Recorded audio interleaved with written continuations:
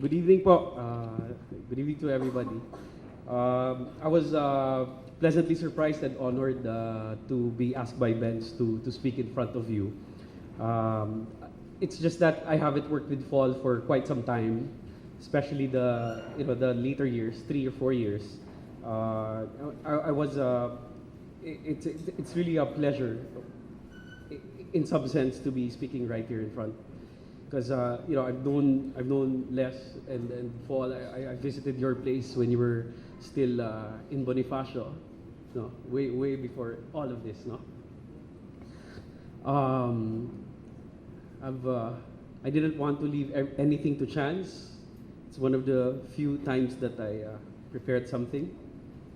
I met Paul way back in 2000 when we were both starting our careers and trying our luck in the wedding industry. We shared space in our very first bridal fair together at the Coconut Palace and shot very frequently as a team in the early years of our careers in weddings. This was in the year 2000, around until 2004 and 5.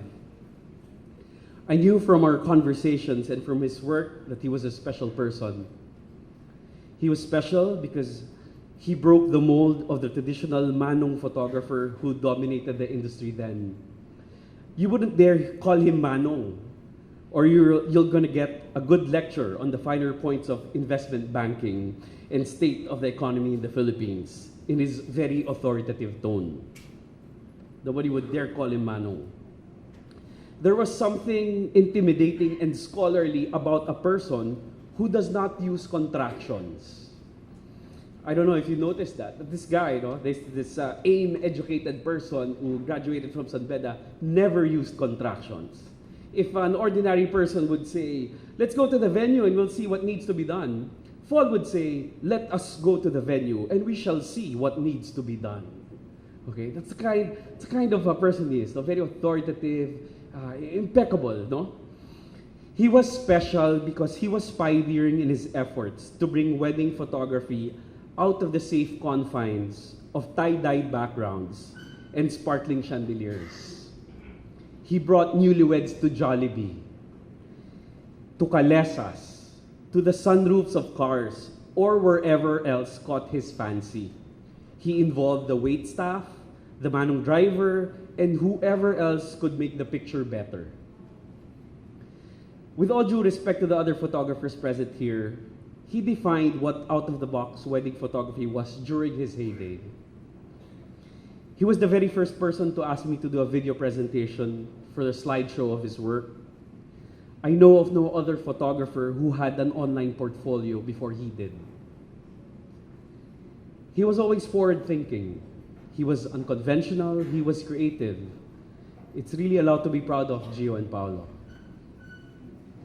He was special because he gave customer satisfaction and service. And he gave it a totally new and different meaning. I think he brings this to his work at the banks and applying this to his work as a wedding photographer. He was there above and beyond for his clients.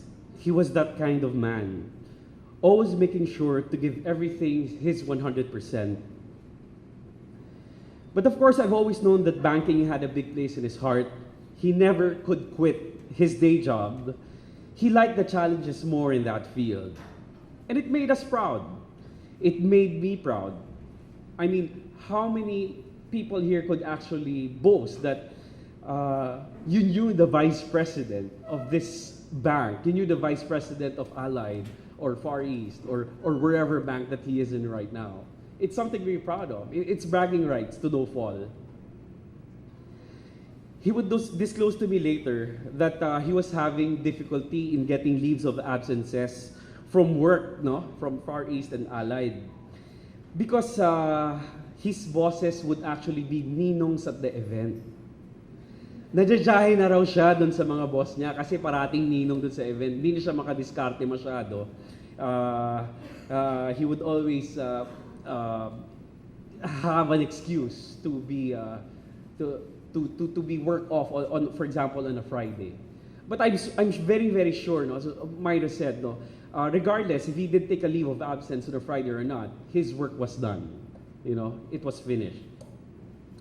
So over the years, he took on less shoots and we saw each other less and less. In hindsight, I think that was part of his master plan. Most of the people in the wedding industry already had Allied Bank issued credit cards with limits up to 20,000 US dollars. So I think the master plan was get the rest of the wedding industry into debt.